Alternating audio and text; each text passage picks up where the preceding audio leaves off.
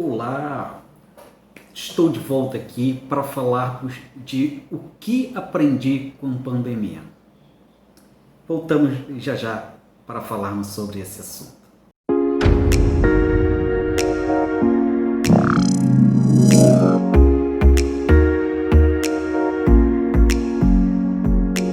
Estou de volta. O tema de hoje é o que aprendi com a pandemia. É algo fundamental que nos traz uma reflexão sobre o que nós aprendemos em momentos como esse. E aí eu selecionei 10 fatores que para mim foram importantes e que eu aprendi com a pandemia. O primeiro deles é a fragilidade humana, a fragilidade humanizada à vida. O quanto nós somos frágeis. E muitas vezes nós achamos que sabemos tudo, que temos muito, que temos tudo. E quando nós nos vemos numa situação em que não temos controle, percebemos o quanto nós somos frágeis, o quanto nós não conseguimos dominar algo que nos mata, aquilo que nós não vemos, aquilo que nos absorve, aquilo que nos traz fragilidade. É o momento que começamos a refletir sobre nós mesmos. E a fragilidade humana, ela passa a ser mais evidente. Ela começa a mostrar o quanto nós somos apenas um grãozinho diante de tanta coisa. O segundo item é a falta do outro. É a sensação de não podermos ver, tocar alguém, mostrar o quanto ela faz falta na nossa vida. É quanto aquela pessoa faz falta. E muitas vezes nós nem percebemos, nós não fomos atrás, não ligávamos, não conversávamos, não buscávamos pelas pessoas. E de repente nos vimos sem elas e sentimos muita falta daquela pessoa. Tem uma frase da Tati Bernardi que eu achei muito interessante, que por um instante quis sentir falta de alguém, mas não consegui me lembrar de ninguém. Por outro instante quis inventar uma pessoa. Essa frase me chamou a atenção por um momento de solidão, por um momento de estar sozinho, e sentia falta de alguém que pudesse estar comigo naquele momento. É o quanto é importante o outro na vida da gente. O quanto ele faz falta. E a gente muitas vezes só sente a falta dele quando ele vai embora. Quando não podemos mais vê-lo, aí sentimos o quanto ele faz falta. O terceiro item é o sentimento de solidão, de isolamento. Reclamamos tanto do isolamento e ficamos horas e horas no nosso computador, no nosso tablet, no nosso celular. Nos isolamos das pessoas. Nós deixamos elas sozinhas. Nós ficamos sozinhos e não percebemos isso. O isolamento muitas vezes é interno. É o isolamento que nós precisamos buscar por ele para ver se nós não precisamos estar mais conectados às pessoas. O isolamento que nos faz sentirmos sós. Esse sentimento de isolamento, de solidão, faz nós olharmos pela janela e vermos apenas um muro que não podemos transpor, não podemos passar. E aí é preciso repensarmos o quanto é importante estarmos com as pessoas. Esse sentimento de isolamento é que nos faz refletir o quanto importante nós nos comunicarmos, nós interagirmos, nós nos conectarmos, para não nos sentirmos tão só. O quarto, pessoas solidárias e pessoas solitárias. Quantas pessoas nós detectamos que estavam tão sós? Mas muitas delas já estavam sozinhas. Por que nós não havíamos antes? Por que nós nunca pensamos nisso antes? Muitas pessoas sozinhas em casa não eram percebidas. Por que nós não prestamos atenção nelas antes? Foi nesse momento em que nós também nos isolamos e nos sentimos só, é que nós percebemos o quanto tem pessoas sozinhas. E é nesse momento que percebi que muitas pessoas se tornaram solidárias. Deixa eu fazer para você. Se precisar ir em algum lugar, deixe que eu vou. Fique em casa, se cuide. E quando muitos puderam fazer, buscar colocar algo à disposição do outro, pelo pouco que tinham, juntar o pouco que tinham para dividir. E dentro de uma mesa solidária, sempre tinha uma frase: quem tem, põe, quem não tem, tira. Você tem a possibilidade de fazer isso. Mas tantas pessoas passavam fome, tantas pessoas passam fome. Por que nós não tínhamos enxergado isso antes? Porém, nesse momento de pandemia foi quando nós conseguimos enxergar muito mais pessoas que precisam da gente. E assim, as pessoas, nós nos tornamos mais solidários. A quinta coisa que eu vi foi a família. A família ainda é o nosso melhor refúgio. Quando mais precisamos, quando nós nos recolhemos, foi a família que nós buscamos para recolher conosco. Foi a família que nós buscamos para estar conosco naquele momento. Porque a família ainda é a base de tudo. É para esse ninho que nós voltamos. São para essas pessoas que nós buscamos. Muitas vezes nós não buscávamos, não conversávamos com nossa família, nossos familiares, porque sempre não tínhamos tempo, não dava, sempre tinha uma prioridade para fazer outras coisas.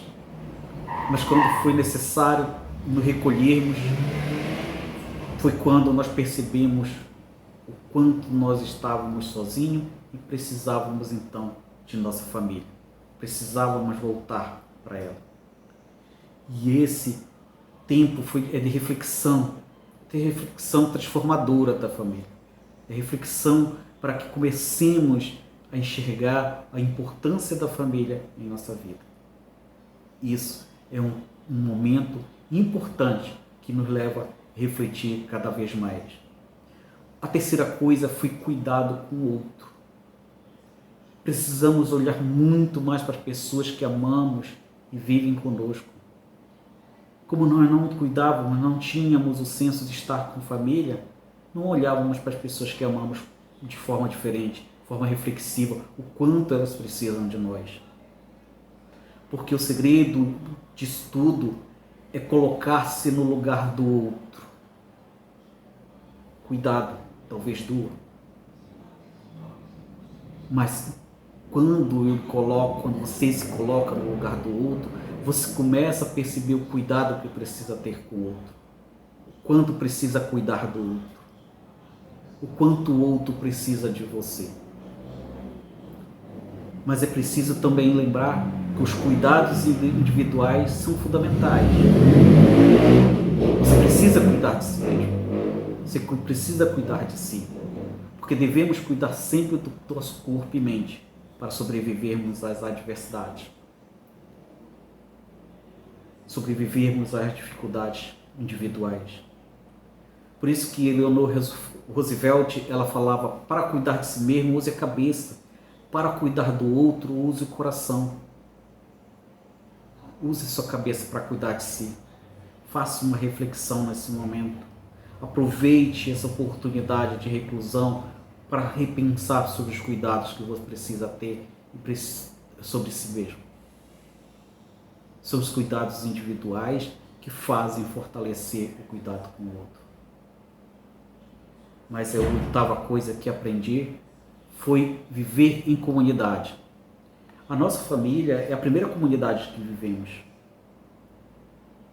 E quando nós nos refugiamos e voltamos para elas, mesmo dentro de muitas vezes terem conflitos, são nelas que começamos a rever a importância de vivermos na comunidade. Como devemos aprender e reaprender a viver nessa comunidade, a dividir, a repartir, a unir, a pensar junto, a criar junto. Viver comunidade exige uma união e um comprometimento. Dessa forma venceremos, dividido, fraquejaremos. Foi assim que Alessandro Nunes definiu a questão de viver em comunidade. Por isso, viver em comunidade é fundamental. É ela que nos traz alento, ela que nos traz vitalidade e é ela que nos traz vivência.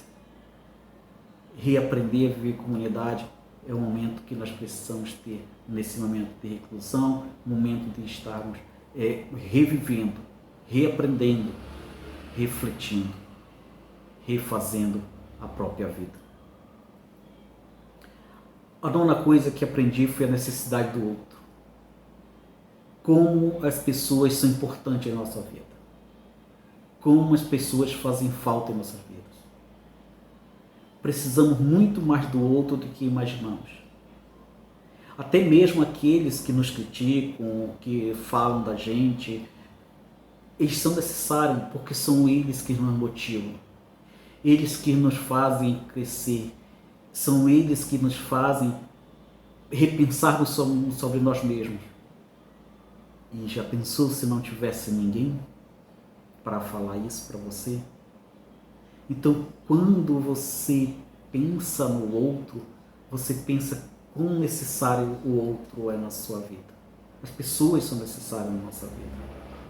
Nós não conseguimos viver sem o outro.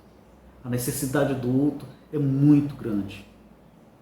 Osmar Fernandes ele falava que precisamos um do outro na vida para nascer e viver.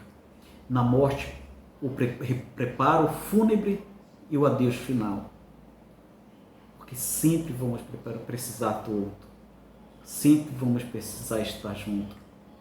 Que é fundamental para termos a certeza de que a nossa vida é feita naquela conjunção do que eu penso e que o outro pensa. Da conjunção de viver em comunidade. E é o sentido do outro que faz a nossa vida. E a 10ª coisa que aprendi foi sobre o medo. Eu sempre tive alguns medos, mas não sabia que eu tinha tanto medo. E muitas vezes eu sentia a necessidade que é preciso enfrentar o medo. Nós precisamos enfrentar o nosso medo. Os medos, muitas vezes, são vitais. Eles que nos fazem viver, eles que nos fazem sobreviver. E foi o medo que me fez ter a certeza que eu precisava me preservar, precisava preservar minha família, precisava preservar os meus amigos. Preservar de quem? Preservar de mim mesmo, muitas vezes. Preservar no sentido de buscar acolhê-los, para buscar guardá-los de mim. E essa reclusão, esse isolamento é fundamental para isso. Muitas vezes as pessoas não querem usar máscara porque acham que não é necessário, porque não se sentem necessárias de se sobreguardar. Mas que tal se você fizesse isso pelo outro? E se você tivesse medo de infectá-los? Será que você não teria coragem de fazer? São os medos desse tipo que aprendi, porque dessa forma eu consigo preservar também o outro, com medo de não trazer coisas boas para ele. Por isso que muitas vezes o medo é tão grande que preferimos negar o que pode nos matar simplesmente com o medo de morrer. Muito obrigado. Assine o nosso canal e me diga,